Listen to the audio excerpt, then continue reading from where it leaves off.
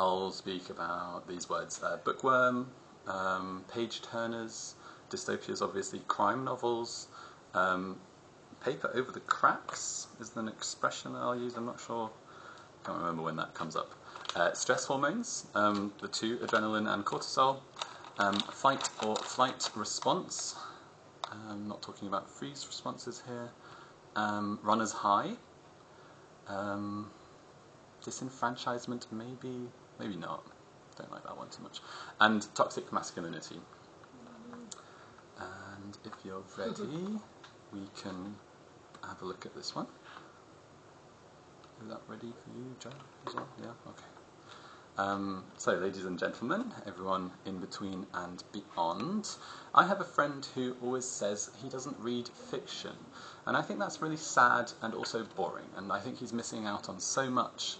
Maybe you're not a bookworm yourself, but I'm sure you've enjoyed reading or reading something at some point in your life. I'm currently going through a phase of reading some very basic crime novels. I'm not ashamed. They're very simple and they are very good page turners. I recommend them especially because they have some very good vocab in there, a very precise way of expressing themselves, and I think it's a good way to improve your diction or any way of speaking. In the UK we have the Booker Prize. In France you have the new publishing season that starts in autumn with the Prix Goncourt. And in Germany you have the Buchpreis that maybe you're aware of. I should have mentioned these in the introduction, I notice. But, ladies and gentlemen, dystopias is something that I've been hooked on for a long time, probably since I was forced to read Brave New World in high school.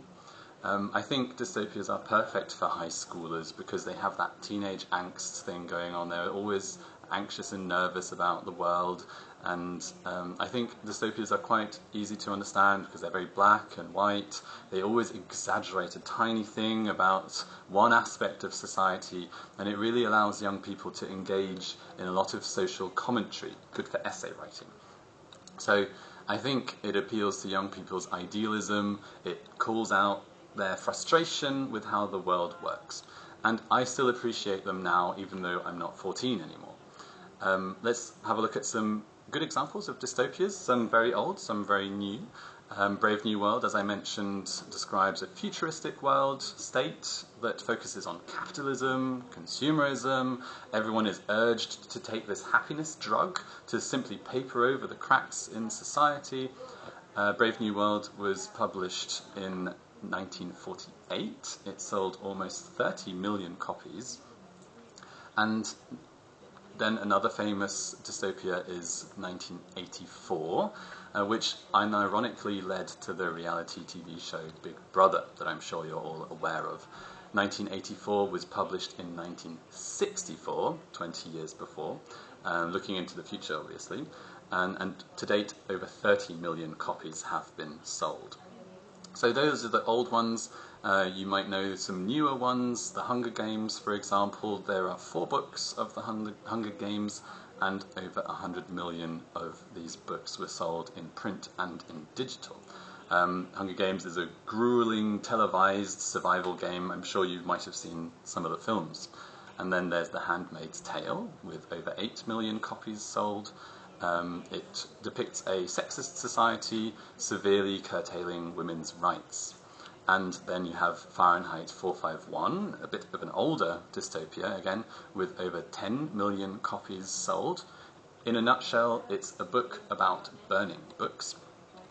And then you have A Clockwork Orange. I couldn't find any data on how many copies Clockwork Orange has sold, but it's probably more than a couple. And the list goes on and on and on.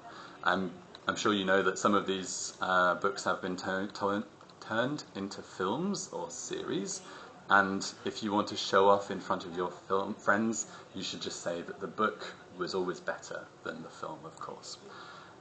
So I'm sure you're already thinking about your favourite dystopias right now, and I look forward to hearing about them in the break.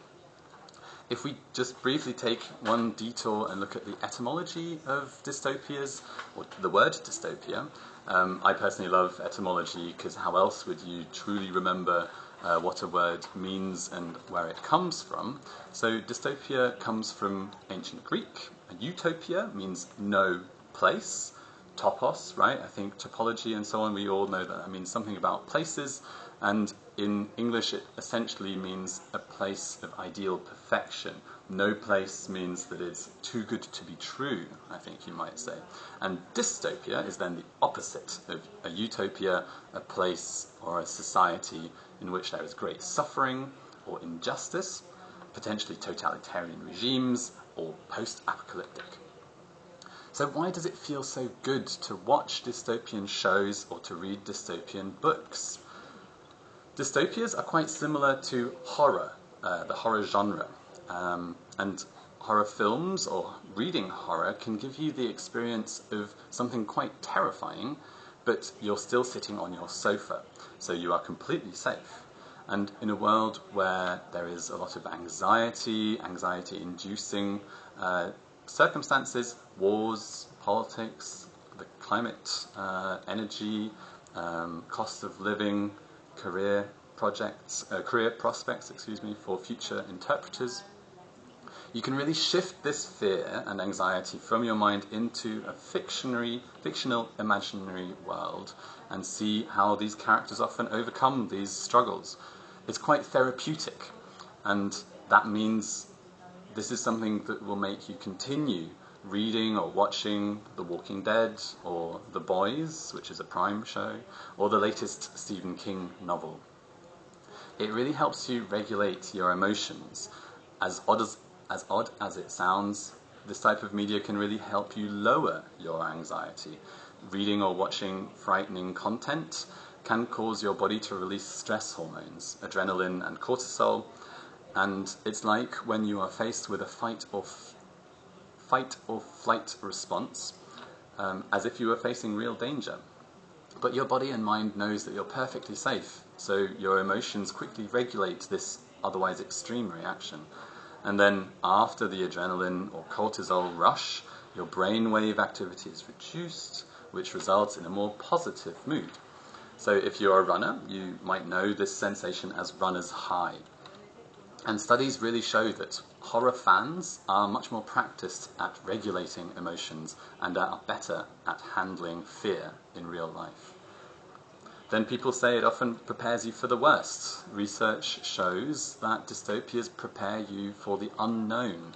It's like a simulation of real-life possibilities, and it can make you feel more prepared, even if the situation is quite fictional and quite unrealistic. It can still depict real fears. You're not going to be chased through an amusement park by zombies, but nevertheless, fear is a real and realistic experience, especially if we think about fear that might come apparent facing violence, facing racism, sexism, powerlessness. And dystopias or horror really allow you to investigate the dark side of humanity. I think this is an important point to delve into. There is this curiosity about the dark side of humans. We are curious to see what humans are capable of, but from a safe distance. Nobody wants to meet Hannibal Lecter in real life, but if we could, we'd just peek behind the curtain and take a look. I think we often would like to know what they are like. Now, the TV show The Boys on Prime is a very popular show, and having spoken about the psychological effects, I'd like to now talk about this TV show in particular, which sits within the dystopian genre. It's a Prime TV show, like I said. It came out in 2022, and apparently The Boys found a sweet spot within this therapeutic psychological effect.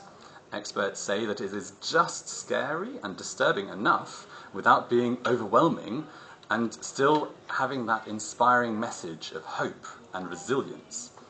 It's based on the eponymous comic book series, and it's a darker take on superheroes. What if real people with all of their flaws and imperfections became superheroes? There is a lot of racism, sexism, and toxic masculinity depicted in the TV show, and it really leans into angry, real-life emotions, and it allows viewers to take part in processing these emotions and even though it doesn't necessarily offer solutions to the real world problems that we have, it allows you to process and to feel these emotions, and it can be quite a pleasant feeling to know that you're not alone in feeling these emotions, even if, like I say, there is no immediate solution offered by this TV show.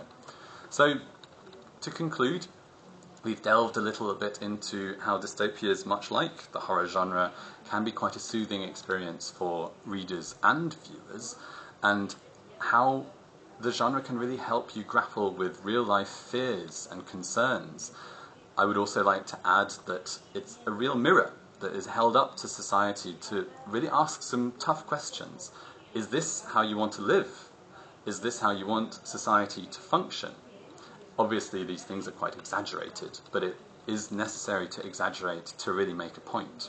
So, thinking back to my 14-year-old self, I think I still love dystopias, and I will continue to do so. I hope this speech was of some interest to you, and I look forward to any comments that you might have. Thank you.